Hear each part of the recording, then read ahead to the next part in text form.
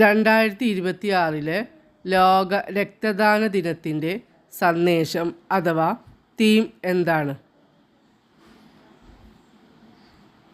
മനുഷ്യത്വത്തിൻ്റെ ഒരു തുള്ളി രക്തം നൽകൂ, ജീവൻ രക്ഷിക്കൂ. 1 drop of humanity, give blood, save lives. ലോക രക്തദാന ദിനം എന്നാണ്? ജൂൺ 14. മനുഷ്യ ശരീരത്തിൽ ശരാശരി എത്ര രക്തം ഉണ്ടാകും? 5.7 ലിറ്റർ. രക്തത്തെക്കുറിച്ചുള്ള പഠനം ഹീമറ്റോളജി. 3 തരം രക്താണുക്കൾ ഏതെല്ലാം? അരുണരക്താണുക്കൾ, ശ്വേതരക്താണുക്കൾ, പ്ലേറ്റ്ലെറ്റുകൾ.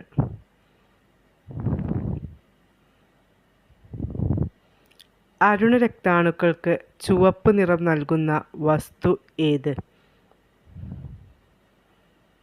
ഹീമോഗ്ലോബിൻ. അരുണരക്താണുക്കൾ രൂപം കൊള്ളുന്നത് എവിടെ? അസ്ഥിമജ്ജയിൽ. അരുണരക്താണുക്കളുടെ ആയുസ്സ് എത്ര? 120 ദിവസം. രക്തം കട്ടപിടിക്കാത്ത അവസ്ഥ ഹീമോഫീലിയ. രക്തത്തിലെ ദ്രാവക ഭാഗം പ്ലാസ്മ. രക്തത്തിലെ പ്ലാസ്മയുടെ അളവ് എത്ര? 55%. രക്തം ദാനം ചെയ്യുന്നതിന് പൂർത്തിയായിരിക്കേണ്ട പ്രായം എത്ര? 18 വയസ്സ്. ഒരു പ്രാവശ്യം ദാനം ചെയ്യാവുന്ന രക്തത്തിൻ്റെ അളവ് എത്ര? 300 മില്ലിലിറ്റർ. രക്തദാനം ചെയ്യുമ്പോൾ പരസ്പരം യോജിക്കാത്ത രക്തഗ്രൂപ്പുകൾ തമ്മിൽ ചേരുമ്പോഴുണ്ടാകുന്ന അവസ്ഥ അഗ്ലൂട്ടിനേഷൻ. ശുദ്ധരക്തം പ്രവഹിക്കുന്ന കുഴലുകൾ ഏത്? ധമനികൾ. ഏറ്റവും വലിയ രക്തക്കുഴൽ ഏത്? മഹാധമനി. അശുദ്ധരക്തം പ്രവഹിക്കുന്ന കുഴലുകൾ ഏത്? സിരകൾ.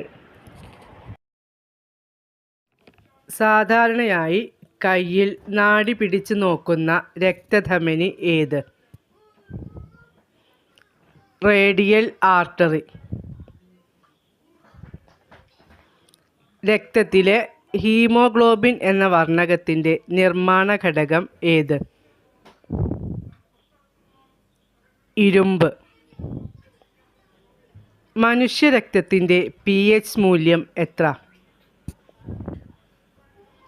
7.4.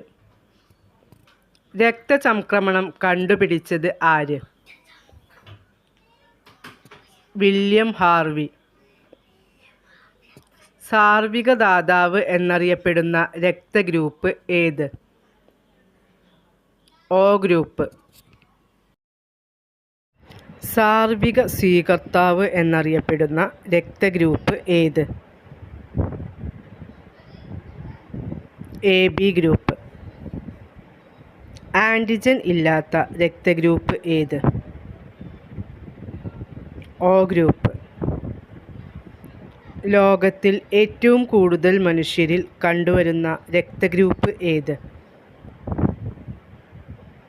O group. ലോകത്തിലാദ്യമായി രക്തബാങ്ക് തുടങ്ങിയ രാജ്യം ഏത്? USA. രക്തസമ്മർദ്ദം അളക്കാൻ ഉപയോഗിക്കുന്ന ഉപകരണം ഏത്? സ്ഫിഗ്മോമാനോമീറ്റർ.